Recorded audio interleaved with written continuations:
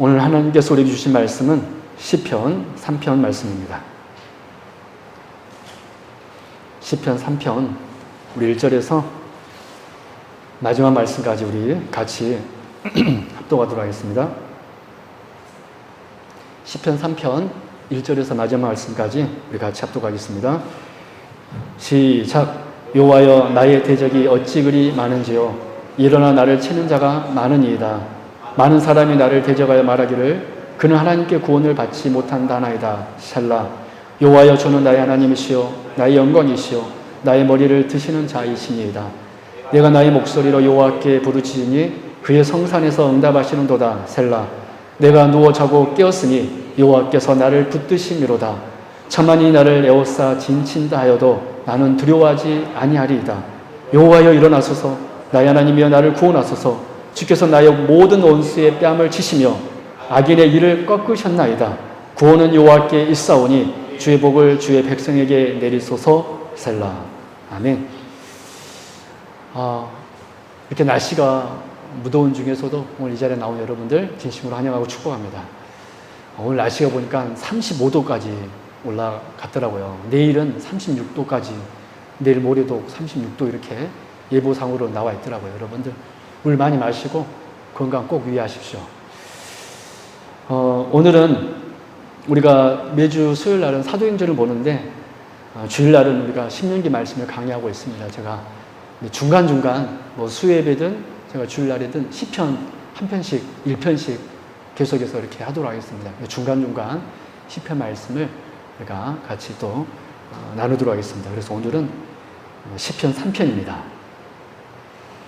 우리 사랑하는 성도 여러분, 신앙의 유무를 떠나서 우리가 삶 속에는 불청객 같은 위기 상황이 항상 찾아오게 됩니다.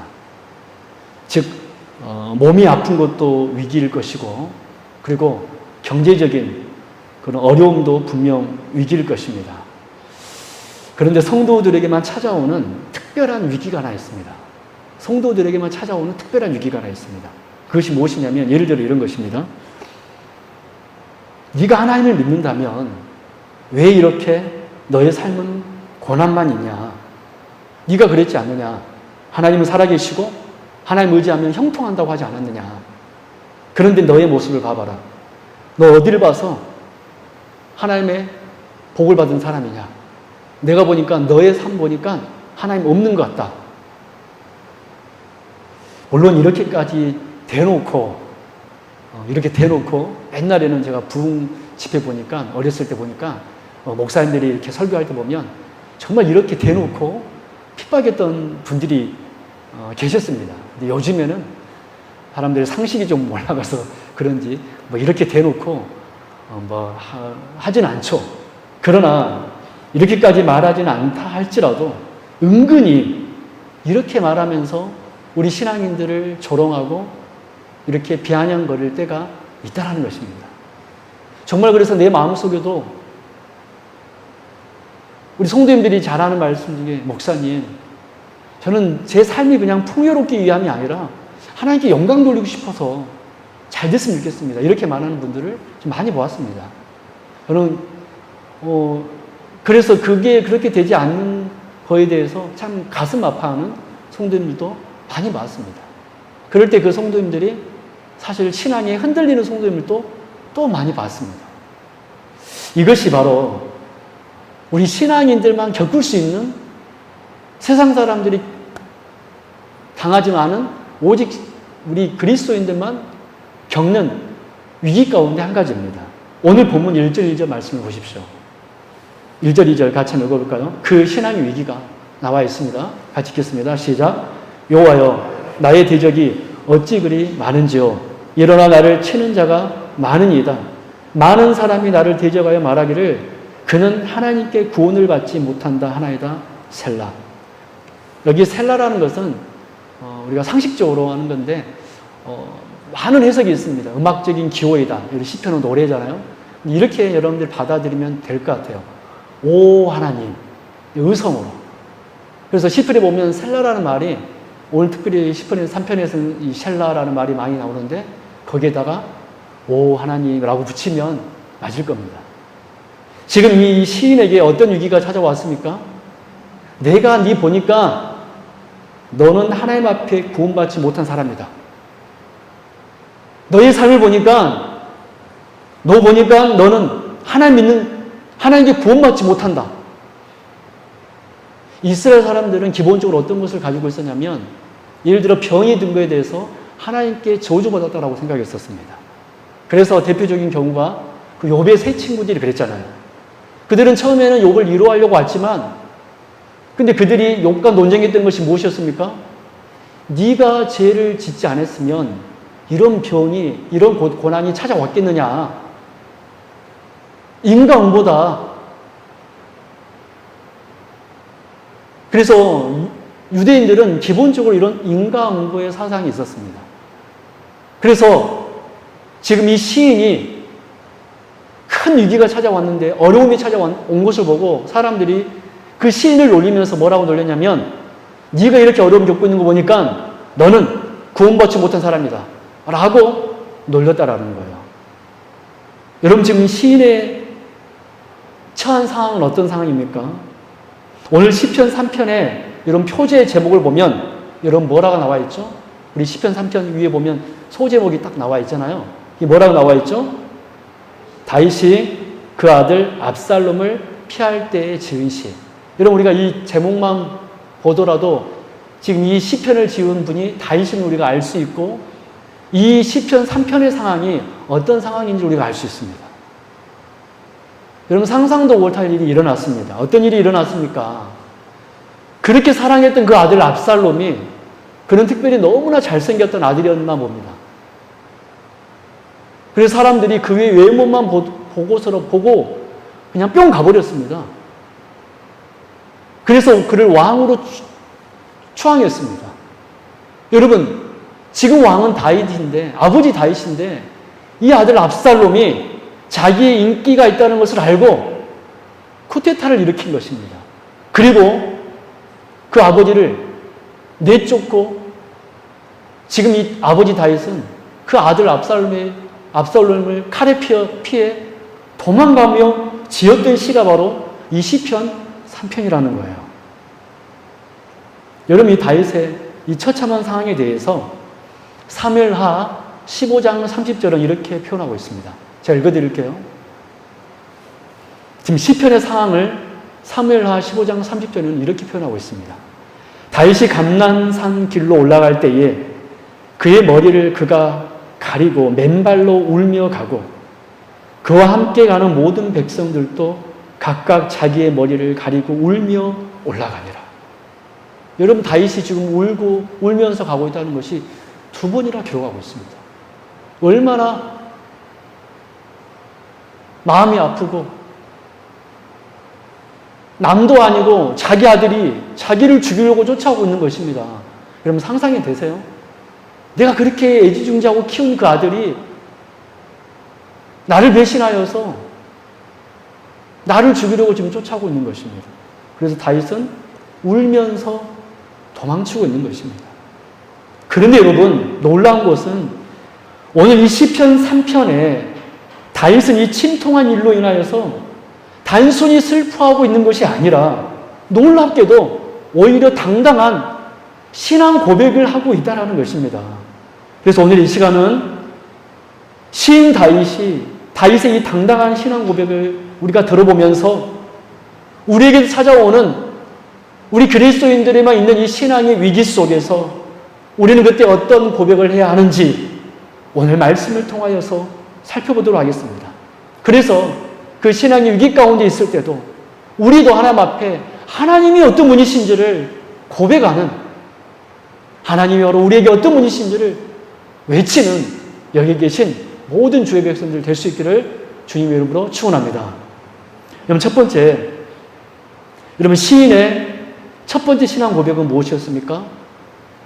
여호와는 나의 머리를 드시는 분이시다 라고 외치고 있습니다. 우리 함께 한번 고백해 볼까요? 여호와는 나의 머리를 드시는 분이십니다. 이것이 바로 시인 다윗의 그 압살롬에게 쫓기면서 외쳤던 그의 신앙의 고백이었습니다. 여호와는 나의 머리를 드시는 분이시다. 우리 오늘 본문 3절 같이 한번 합독하도록 하겠습니다. 같이 읽겠습니다. 시작. 여호와여 주는 나의 방패시요 나의 영광이시요 나의 머리를 드시는 자이시니이다. 아멘. 여러분, 지금 다윗은 우리가 1절과 2절에서 살펴보았듯이 분명 악인들의 조롱과 비아냥을 들었습니다. 내가 보니까 너는 하나님께 절대로 구원받을 수 없는 사람이다. 여러분, 이스라엘 사람들에게서 이것만큼 저주가 어디 있습니까? 하나님께 버림받은 거, 이것만큼 여러분 이스라엘 백성들에게서 저주가 어디 있겠습니까? 그런데 정말 이스라엘 사람들이 그 다윗 하면 그는 하나님을 찬양하는 사람, 그런 골리앗을 하나님의 이름으로 골리앗을 이긴 사람, 그런 사람으로 알았잖아요. 그런데 그런 다윗을 지금 뭐라고 지금 비아냥거리고 있는 것입니까? 너는 하나님께 버림받은 사람이다. 여러분, 이런 말을 다윗이 들었으면, 여러분 우리가 만약 이런 말을 들었다면 내가 이렇게 골리앗도 이기고 하나님을 찬양하는 사람이고 그런 사람인데 이런 어려움이 있는다면, 누가 나를 이렇게 생각한다라면 여러분 그 사람을 향하여서 여러분 말대꾸하고 싶은 마음이 안 들겠습니까? 적어도 저 같으면 이렇게 얘기했을 것 같아요. 그게 아니다. 네가 말하는 거 틀렸다. 나는 진짜 하나님 사랑한다. 하나님이 나를 구원해 주실 거다. 너 그런 말 하지 말아라. 라고 말했을 것 같습니다. 나를 변호하면서. 그런데 이 시편 3편에서 시인은 이 사람들의 이 비방에 대해서 놀랍게도 대꾸하지 않습니다. 오히려 하나님이 누구신지를 고백하고 있습니다. 하나님이 어떤 분이신지를 그는 고백합니다.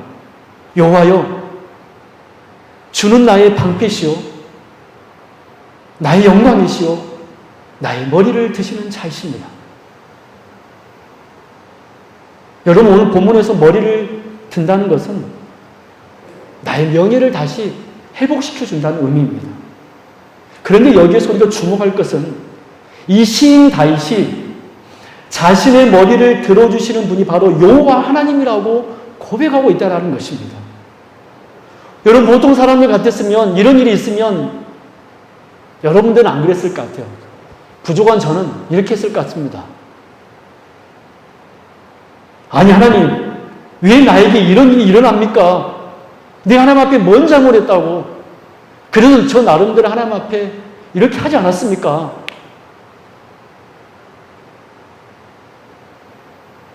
옛날에 전에 있는 우리 목사님께서 이런 말씀을 하신 적이 있었어요. 저희들한테 했던 말인데, 나는 너희들을 참 좋아한다. 왜 좋아하냐면, 너희들은 20대 후반부터 신학교에 들어가서 너의 젊음을 다 하나님 앞에 바치지 않았느냐. 여러분, 제가 노는 거 엄청 좋아하거든요. 여러분, 저라고 친구들하고 재밌게 놀고 싶지 않았을까요? 그래서 우리 목사님, 전에 목사님이 그 한 가지 모습 보고, 내가 너희들이 능력이 아니라 그냥 그 하나, 너희 젊음을 그냥 하나님 앞에 드렸다. 그거 하나로 참 너희들 내가 귀하다고 생각한다. 그렇게 말해 주시더라고요. 그렇게 말하니까 제 어깨가 막 으쓱해지더라고요. 아마 저에게 이런 일이 일어났으면 제가 이렇게 하나님 앞에 항변을 했을 수도 있습니다. 하나님, 저는 저희 젊음을 하나님 앞에 바치지 않았습니까? 적어도 다른 사람들처럼 저는 그 즐긴 쾌락과 그 모든 것을 버리지 않았습니까? 이렇게 말했을 것 같아요. 그런데 그래서 저는 제 머리를 제가 항변하면서 제가 들려고 예를 썼을 것 같습니다. 그런데 오늘 시인 다윗은 자기를 비아냥거리며 저주를 선포하는 그들에게 오히려 그들과 대항하지 아니하고 오히려 나의 머리를 드시는 분은 하나님이시다. 하나님 나의 영광이시다. 하나님 나의 방패이시다. 라고 하나님을 찬양하고 있다는 거예요. 구원의 주체는, 자기의 머리를 드시는 주체는 내가 아니라 또 다른 누군가 아니라 여호와 하나님이시라고 시인은 외치고 있다는 것입니다. 우리 사랑하는 성도 여러분, 그리스도인들이 삶의 여러 가지 문제에서 위기 앞에서 쉽게 넘어집니다. 왜 그럴까요? 자기가 자기 머리를 들려고 하기 때문에 그렇습니다. 내 실추된 명예, 내가 어떻게 해보려고 하기 때문에 우리는 자꾸 넘어집니다. 고난을 당할 때, 비웃음을 당할 때 힘을 동원하여서, 생각을 동원하여서, 내 경험을 동원하여서 내 머리를 들려고 하기 때문에 안 되는 것입니다. 여러분, 그것으로 우리의 머리가 들려지지 않습니다. 왜냐하면 만약 그것이 우리에게 있는 그런 어려움이 만약 그것이 하나님의 우리를 향한 책망이라면 여러분 어떻게 하시겠습니까? 오늘 분명 압살롬이 왕에 올라서 아버지 다윗을 쫓아낸 것은 다윗이 밧세바를 범하고 우리아를 죽였던 그 범죄로 인하여서 내린 하나님의 심판이었습니다. 다윗은 그것을 알았습니다. 그래서 지금 다윗은 이 모든 일이 하나님의 심판임을, 하나님의 책망임을 그는 알았습니다. 여러분, 그래서 우리에게 있는 어떤 위기가 오늘 다윗의 경우처럼 하나님의 책망이 아니라고 누가 자만하며 말할 수가 있겠습니까? 만약 우리에게 일어나는 지금 일들이 우리를 향한 하나님의 책망이라면, 그렇다면 우리에게 필요한 것은 원망일까요? 아니면 그 나를 미워하는 그 사람에 대해서 대꾸하는 것일까요? 아니겠죠. 오히려 머리를 숙이고 그 하나님의 책망을 달게 받는 것입니다. 그러면서 내가 내 머리를 들려고 하는 것이 아니라 온전히 하나님께 의탁하면서, 하나님, 주님은 나의 방패이시며 나의 영광이시며 나의 머리를 드시는 분이십니다. 저는 죄인이지만 하나님, 저를 불쌍히 여겨주심으로 저의 머리를 들어주옵소서. 여러분, 우리 신자는요, 자기 힘으로 그 상황을 타개해 나가는 사람이 아닙니다. 세상 사람들은 위기가 찾아오면 너 일어나라, 너는 할 수 있다, 네 힘으로 할 수 있다라고 외치지만 우리 신자들은 그렇게 해서는 안 됩니다. 우리 신자들은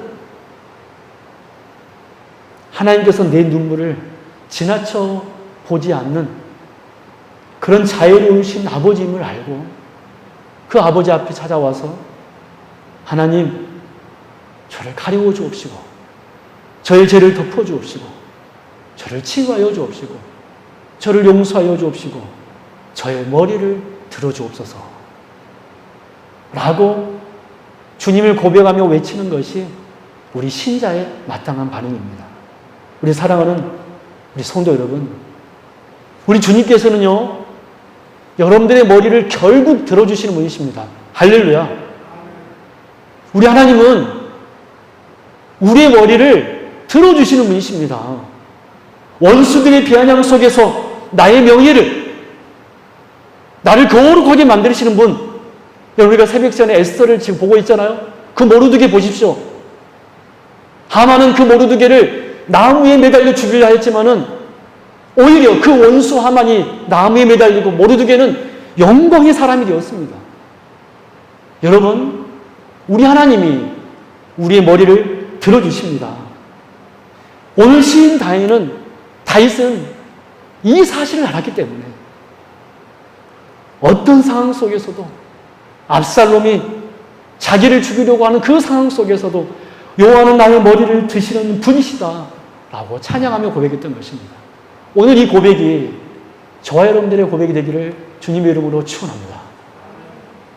여러분, 두 번째, 오늘 시인의 두 번째 신앙 고백이 무엇입니까?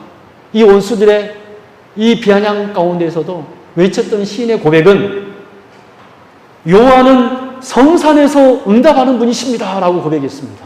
우리 다 같이 우리도 한번 고백해 보겠습니다. 여호와는 성산에서 응답하시는 분이십니다. 아멘. 우리 하나님께서 들으셨을 것을 저는 믿습니다. 오늘 본문 우리 4절 말씀 같이 한번 읽겠습니다. 4절 한 목소리 읽습니다. 시작. 내가 나의 목소리로 여호와께 부르짖으니 그의 성산에서 응답하시는도다. 아멘. 여러분, 여기 성산이라는 것은 그저 모호하게 하나님께서 계신 어떤 곳을 가리키는 것이 아니라 추상적인 개념이 아니라 실질적인 개념입니다. 실제적인 개념입니다. 여러분, 그 성산은 어떤 곳입니까? 법궤가 있는 곳을 의미합니다. 즉, 오늘 4절은 내가 부르짖으니 하나님께서 그 법궤가 계신 곳으로부터 나에게 대답하여 주셨다라는 고백이 이 4절의 고백인 것입니다. 여러분, 그런데 시편 3편의 상황은 전혀 그렇지 않잖아요. 지금 다윗은 법궤와 함께 있지 않습니다.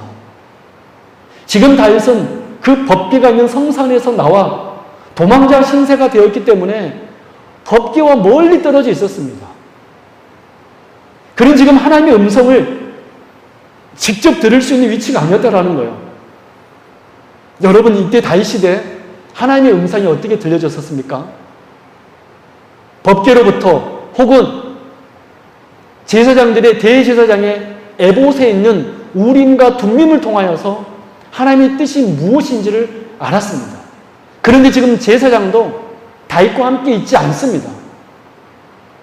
그런데 어떻게 다윗은 지금 법궤로부터 또 우림과 둠밈, 이 하나님의 뜻을 알 수 있는 그 에봇이 있는 그 우림과 둠밈과도 함께 있지 않는데 어떻게 떨어져 있는 이 다윗은 지금 내가 부르짖으니 나의 응답을 들어주소서라고 하나님 앞에 외칠 수 있냐는 거예요.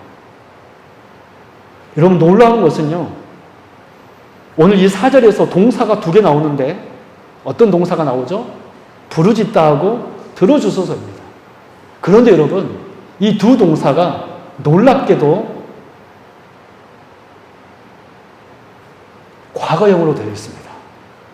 히브리어 본문에 보면은 이 두 동사가 놀랍게도 내가 부르짖었습니다. 그리고 여호와께서 응답하셨습니다. 라고 과거형으로 기록되어 있다라는 거예요. 여러분, 이 말이 무슨 말이죠? 이것은 하나님께 대한 다윗의 완전한 확신이 들어있는 것입니다.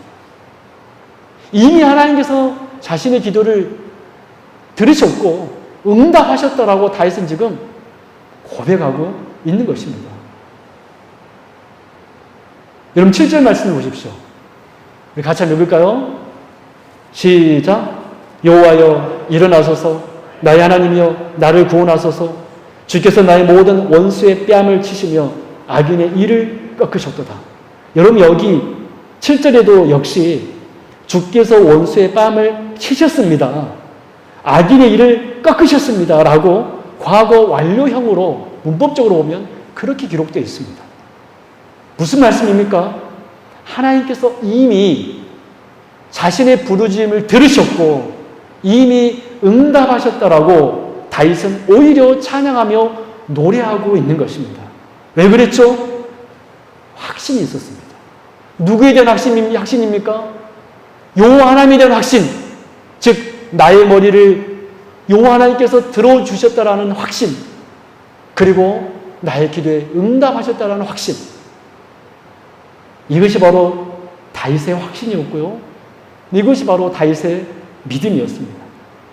여러분, 다윗은 지금 헛된 망상을, 긍정적 마인드를 가진 사람이기 때문에 이랬던 것이 아니에요.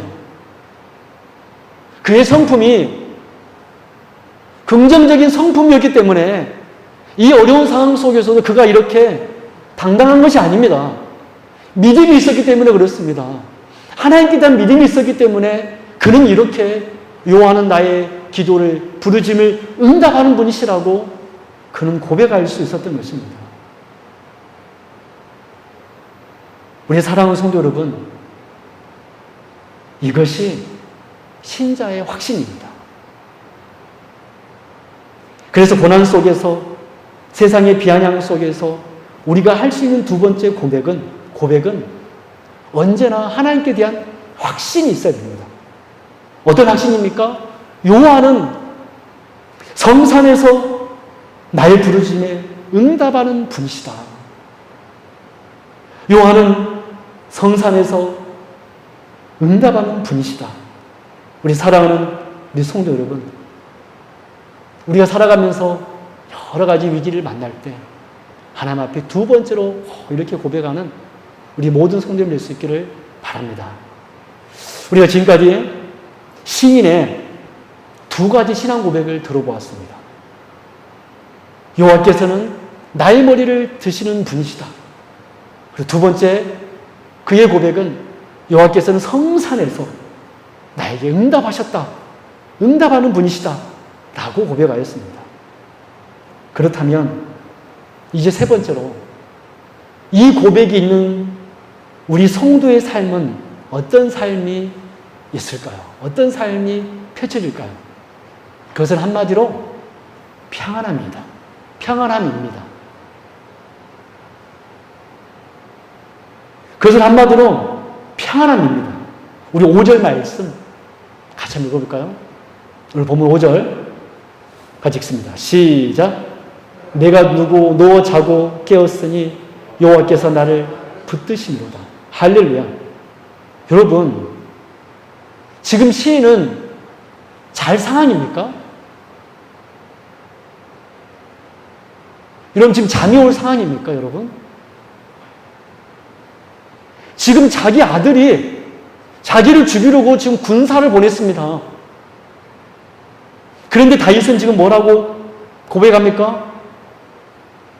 내가 누워 자고 깨었으니 여호와께서 나를 붙드시로다. 이 말은 내가 참 밤에도 편안히 잤고 아침에도 아주 기분 좋게 일어났다는 것입니다.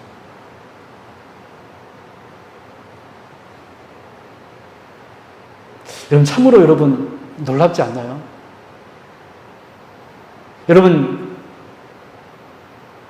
예수님께서 제자들과 함께 갈릴리 바다를 건너가고 있었습니다. 우리 예수님께서도 육체를 가지고 있으셨기 때문에 너무나 많은 그런 사역 때문에 쉴 시간이 없어서 그 배를 타고 가는 도중에 잠이 드셨습니다. 근데 갑자기 날씨가 이상해지더니 폭풍이 몰아친 거예요. 여러분, 지금 갈릴리 호수거든요. 제가 늘 말씀드리는데 성리순례 꼭 가보십시오. 제가 여러분들은 자랑하잖아요. 저는 성리순례를 30박 31일로 다녀왔다고 그랬잖아요. 교수님하고 정말 이잡듯이 30박 31일로 다녀왔었습니다. 여행이 아니었고 정말 공부하러 갔었습니다. 근데 갈릴리 바다에 제 배를 우리가 탔었습니다. 정말 어떤 저수지 같은 게 아니라 얼마나 넓냐면 길이가 33km고요. 넓이가 11km입니다. 그리고 그 깊이는 약 30m 돼요. 그러니까 딱 나가면 호수처럼 느껴지는 것이 아니라 정말 바다처럼 느껴집니다. 근데 이스라엘의 지형상 갈릴리 바다는 해수면보다 마이너스 약 300m 아래에 있습니다. 희한한 지형이에요. 해수면이 이렇게 있으면 얘가 지중해면 갈릴리 바다는 땅이 이렇게 내려와서 점점 밑에 이렇게 갈릴리 호수가 있어요. 희한하죠. 그리고 이 갈릴리 바다 동편으로는 바산 골란이라고 고온지대가 있습니다. 그래서 이 고온지대에서는 차가운 공기가 불어오고 이 지중해에서는 따뜻한 바람이 불어오니까 그 만나는 곳이 어딜까요? 갈릴리 바다예요. 그러면 어떤 일이 일어날까요? 딱 부딪히면 어떤 일이 일어날까요? 돌풍이 일어나는 거예요. 그래서 갈릴리 바다는 흔하게 돌풍이 자주 일어났습니다. 제가 그 성유소를 갔는데 정말 그때 비는 안 오는데 바람이 세차게 불더라고요. 그때 교수님이 그러더라고요. 이것이 바로 갈릴리의 폭풍이다. 너희들은 참으로 복된 사람이다. 경험했으니까. 예수님이 지금 제자들과 함께 갈릴리를 건너다가 아마 중간쯤 갔겠죠? 이런 11km, 33km 이런 중간에 가다가 폭풍이 일어났으면 지금처럼 큰 배도 아니었을 텐데 얼마나 두려웠겠어요. 제자들은 자기 힘을 다해서 침몰하지 않도록 예를 썼습니다. 그런데 폭풍은 자자들 기미가 보이지 않자 그들이 예수님을 급하게 깨우며 이렇게 말하였습니다. 마태복음 8장 24절에서 25절. 바다에 큰 놀이 일어나 배가 물결이 덮이게 되었으되 예수께서는 주무시는지라. 그 제자들이 나와 깨우며 이르되 주여 구원하소서 우리가 죽겠나이다. 여러분 제자들이 깨웠을 때 이렇게 깨웠을까요? 주님 일어나세요. 우리가 죽게 생겼어요. 이렇게 깨웠을까요? 화를 내면서 깨웠을 것입니다. 예수님 지금 우리가 죽게 생겼는데 지금 뭐하고 있습니까? 라고.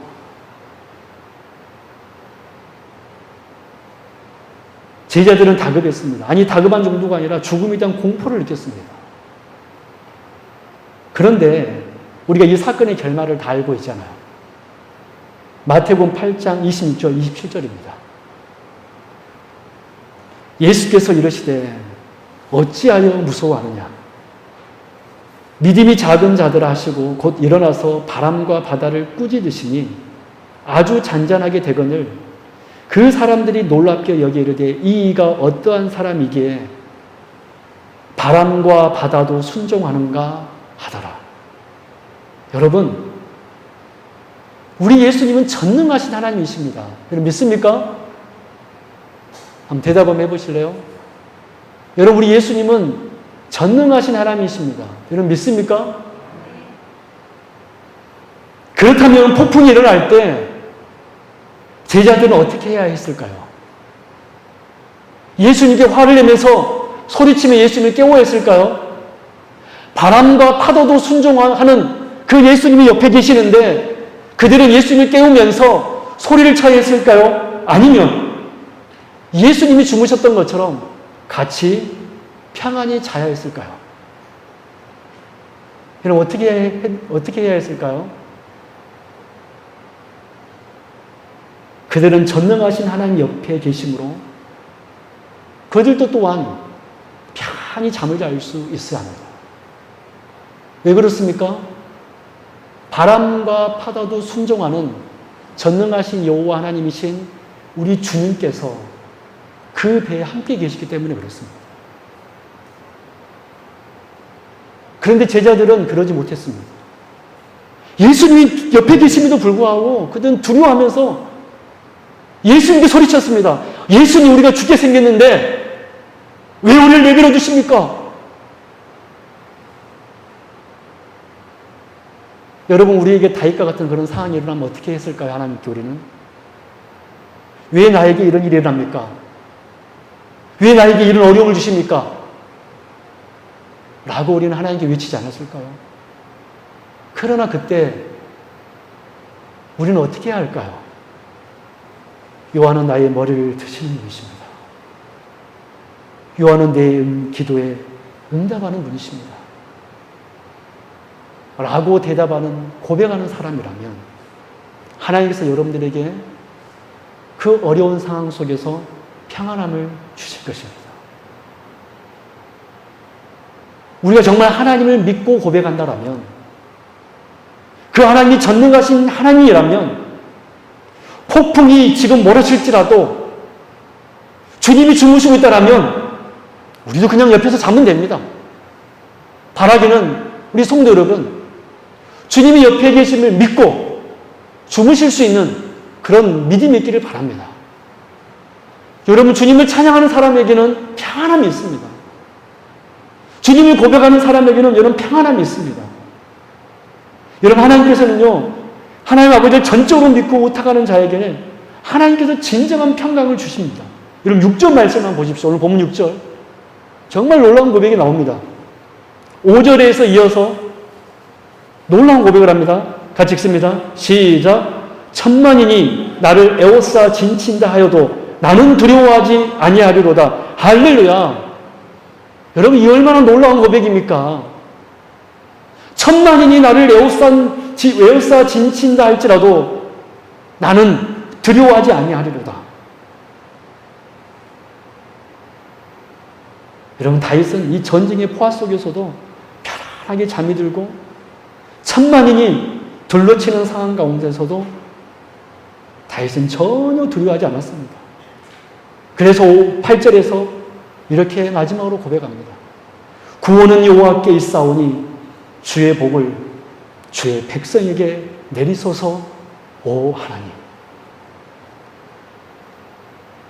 구원은 여호와께 있사오니 주의 복을 저에게 내리소서 오 하나님. 우리 사랑하는 성도님들 하루하루 살면서 어떻게 살고 있습니까? 감사하며 살고 있습니까? 평안함 가운데 살고 있습니까? 기쁩니까? 아니면 슬픕니까? 아니면 외롭습니까? 아니면 두렵습니까? 아니면 인생에 사는 것이 재미가 없습니까?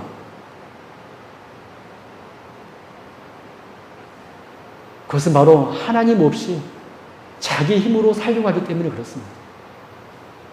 하나님 없이 내 힘으로 살려고 하기 때문에 힘이 드는 것입니다. 여러분, 우리 하나님께서 여러분들의 머리를 들어주실 줄로 믿습니다. 우리 하나님께서 여러분의 기도를 응답하실 줄로 믿습니다.